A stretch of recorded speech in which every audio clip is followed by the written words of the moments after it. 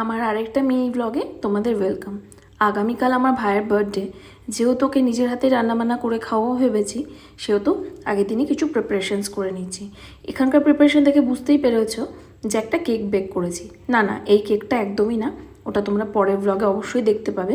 এটা একটা normal cake, যেটা কিনে আনা হয়েছে দোকান থেকে অবভিয়াসলি।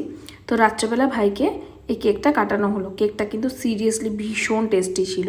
ছোটো মতোই একটা কেক আনা হলো, কারণ আমরা বেশিজন ছিলাম না রাত্রেবেলাতে। বাট কেকটা এত টেস্টি ছিল, পরে মনে হলো একটা বড় আনলেই হতো। খেতে জাস্ট ফাটাফাটি ছিল। তোমরা ভাইকে আশীর্বাদ করো ওর আগামী দিনগুলো যেন খুব ভালোভাবে কাটে, আর ওকে বার্থডে উইশ তো করোই আর কি। যাই হোক, কেক টেক খেয়ে অনেক আড্ডা দিলাম সবাই মিলে। যেহেতু ইউভি সাথে গেছিলো, বেশি রাত করতে পারলাম না।